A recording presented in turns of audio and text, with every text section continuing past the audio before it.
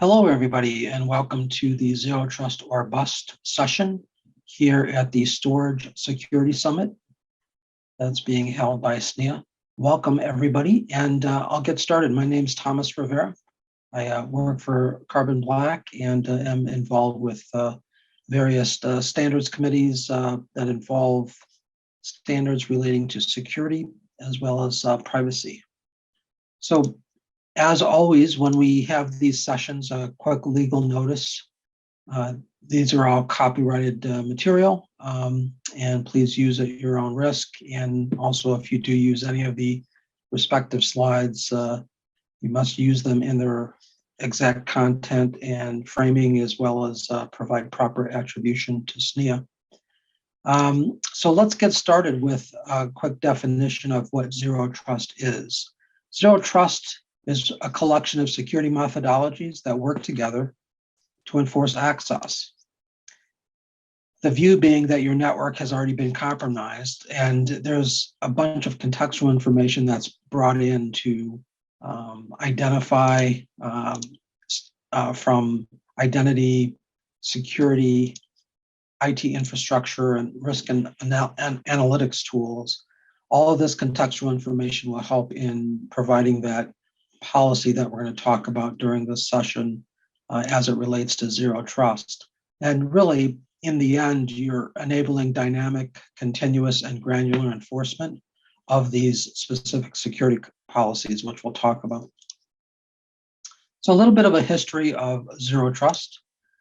So the very first start of it, actually, there was some government work even before this, actually back into the 90s, even though it wasn't really necessarily called Zero Trust back then, that was taking place. But more formally, there was a group that was put together called the Jericho Forum, which really started this whole process in mass in the early 2000s. And then later on around 2009, Forrester put out a research. It was actually a paper done by John Kindervag that from Forrester, and he was actually the one that coined the actual term Zero Trust. And later on, Forrester went on to sort of extend the definition, if you will, which they now call ZTX, or Zero Trust Extended. Google had quite a bit of work in this area, probably around the 2015 timeframe. They were actually breached, and they put together a task force and actually wrote a paper on their version of Zero Trust, which they actually call it Beyond Corp. So some interesting work that was done there. And then a bit more recently, Gartner, within the last 5-6 years or so, put together their own framework that is, they have an acronym of CARTA, and that's really their version of the Zero Trust framework. So first we'll talk about some of the key characteristics of Zero Trust. What does it include? So it includes the following characteristics: consistent security strategy of users accessing data that resides in any form from anywhere, assumes a never trust, always verify stance for any request for access of data or access of specific services. Also, continuous authorization regardless of the originating request location. So it's important to understand that even though the originating request might be in your traditional data center, the idea is it doesn't matter. You're still not going to be trusted until you get authenticated appropriately. Also, increased visibility and analytics across the entire network. This is really going to be key with Zero Trust methodologies moving forward. Is you want to be able to have as many different pieces of analytics and telemetry regarding what the user or process is trying to do across the entire network. We'll talk a little bit more about that a little bit later. What are some of the assertions? So some of the assertions when we talk about Zero Trust include the following. One is, and not in any particular order, but one is the network is always assumed to be hostile, and both internal and external threats exist in the environment at all times. Internal meaning it could actually be an employee that's doing some malicious things. Network locality is not sufficient for deciding trust. So just because you're, quote, in the perimeter, if you will, inside the perimeter, or what used to be considered the corporate network, so to speak, that's not sufficient, because we always have to assume that there's been a breach, and you could be, that malicious actor could actually be using a trusted login. Another assertion is every device, every user, and every network flow is authenticated and authorized, regardless of what the request is. So that's a continuous thing, and you'll see that in the model that we'll show here in a minute. About it's a continual thing. It's not a one and done type of authentication. And lastly, the policies, when we talk about assertions with zero trust, they must be dynamic and calculated from as many data sources as possible. The more data sources, the better. The idea being that you have a lot more information to ask the questions of who this is, what they're doing, why they're doing it, why are they doing it at the time they're trying to do it, and so on. And that'll help decide what the appropriate policy is within the zero trust framework. By the way, I'm going to try and keep some time towards the end for questions. So that'll be taken through, I believe, the Slack channel afterwards. So keep that in mind.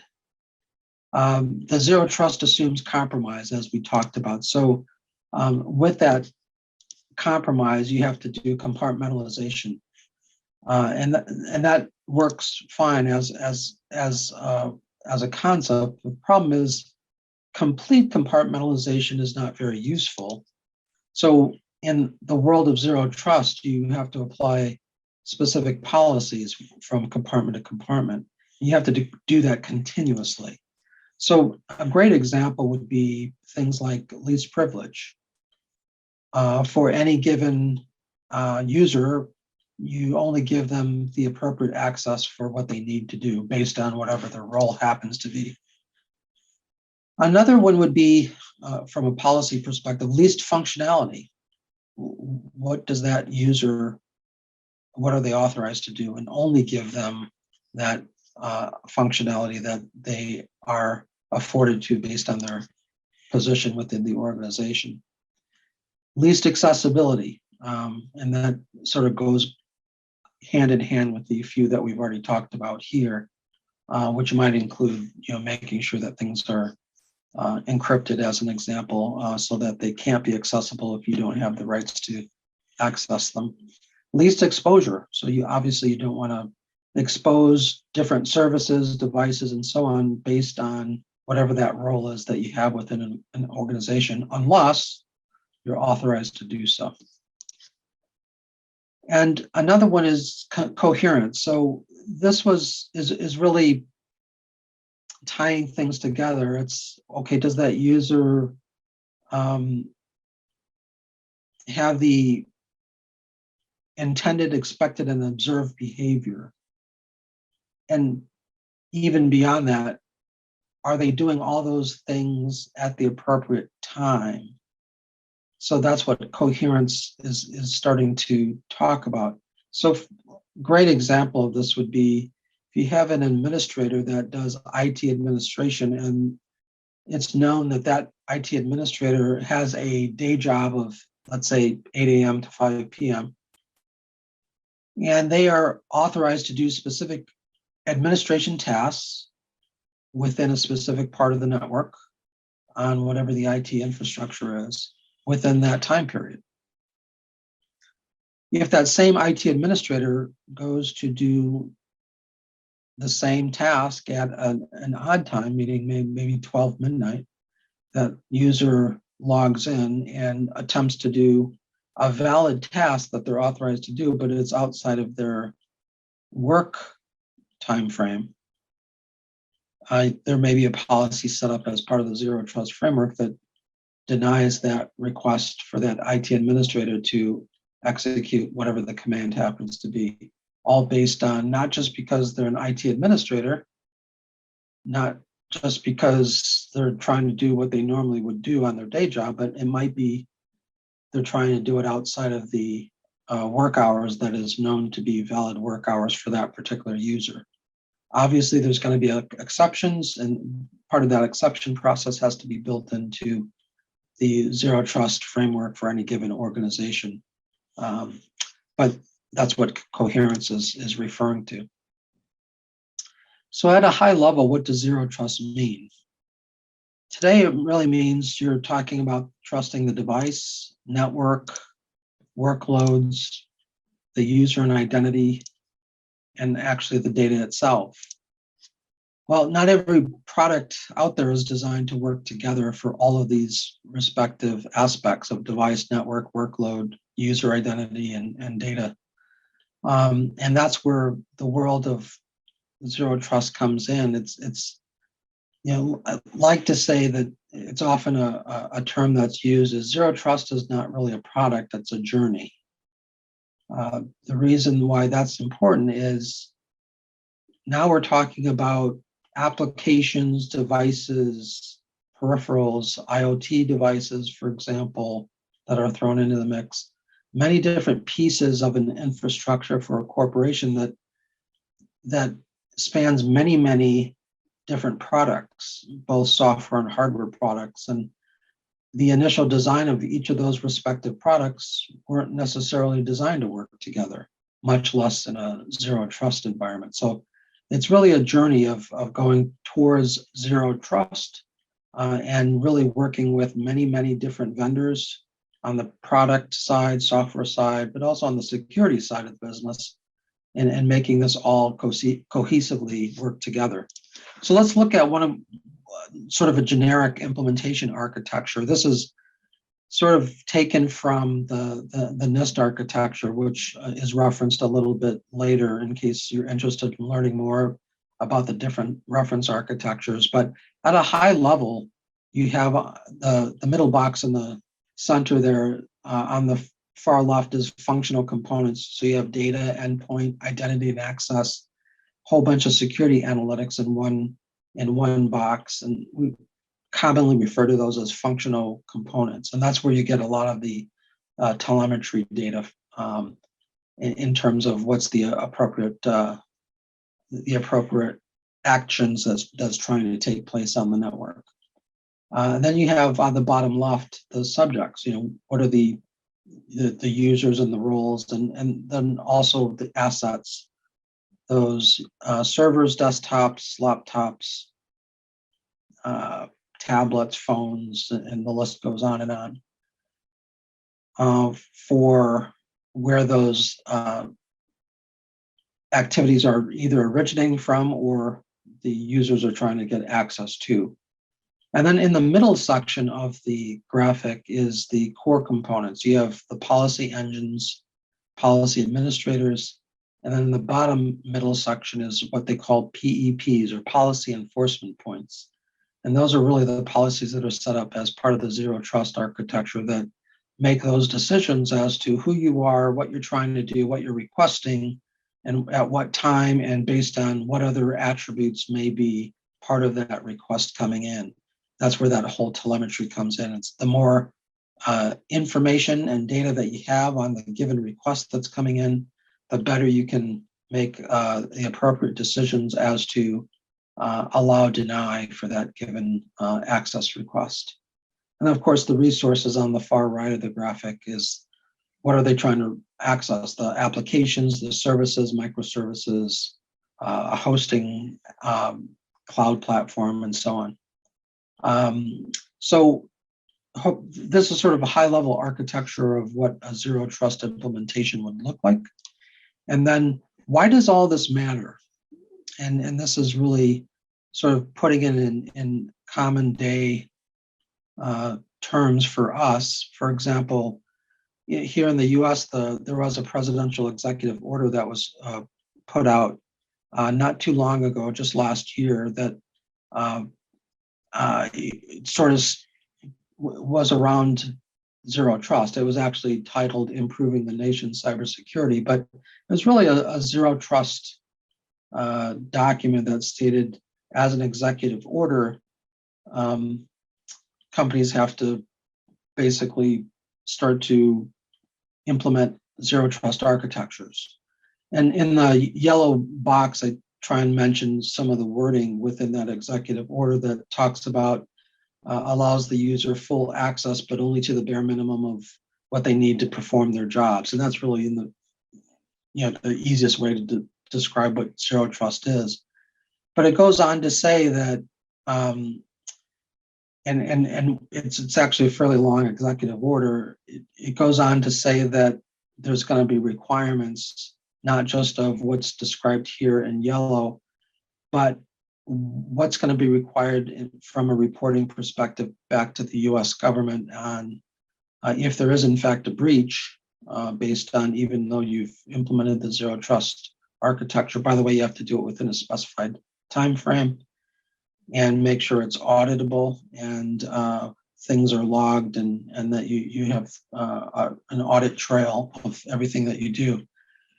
But there's also going to be, as part of the executive order, a requirement that you report back to the government if in fact there is a breach within a specified time frame.